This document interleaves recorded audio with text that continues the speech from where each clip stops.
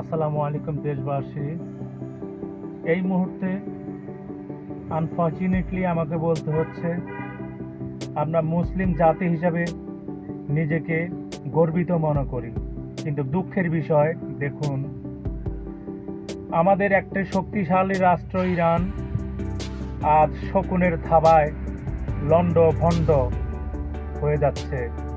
আর মীর জাফর আমাদের মুসলিম কান্ট্রিগুলি তাকিয়ে তাকিয়ে মজা নিচ্ছে আর তাদেরকে মদত দিচ্ছে।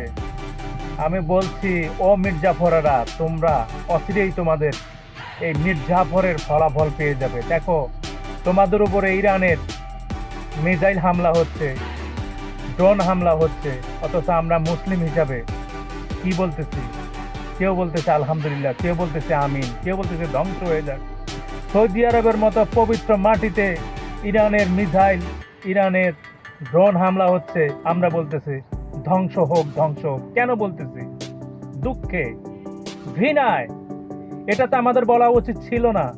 তোমরা মির্জাফরেরা একটা রাষ্ট্রকে 2-3টা শকুনের হাতে দিয়ে দিয়েছে, তারা খাবলে খাবলে খাচ্ছে। তোমাদের চোখের সামনে ফিলিস্তিনি ধ্বংস হয়ে গেছে, তোমরা কিছুই বলনি। হায়, তোমাদেরও পরাজয় হবে ঠিক এইভাবে। যারাই এই ইহুদি নাসারাদের সাথে হাত মিলিয়ে সুখে শান্তিতে থাকার বসবাস করবে, তোমাদেরও ধ্বংস অনিবার্য। কথাটা তোমরা মনে রাখবে। আমার দেশবাসী ও আমার পৃথিবীর মুসলমান ভাইয়েরা, যে যেখান থেকে আমাকে শুনছো, আমাকে কেউ খারাপ ভেবো না।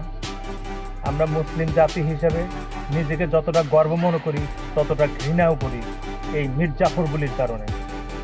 তাই আজ শেষ কথা বলে যাব, আমরা মুসলিম, আমরা মৃত্যুবরণ করব, কিন্তু মাথা নত করে নয়।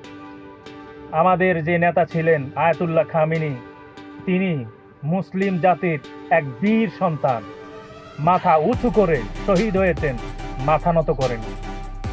সেলুট আমি ওনাকে জানাই। আমরা মুসলিম হিসাবে আজ নিজেকে গর্বিত মনে করছি। ওনার মতো একজন সৈনিক মৃত্যুবরণ করেছে। আল্লাহ পাক ওনাকে আশা আজমির নিচে ছায়া দিন এবং ওনাকে শহীদ হিসেবে কবুল করুন এবং ওনার জীবনের সকল গুনাহ আল্লাহ পাক মাফ করে দিন। সবাই বলি আমি আলহামদুলিল্লাহ। আসসালামু আলাইকুম ওয়া রাহমাতুল্লাহ।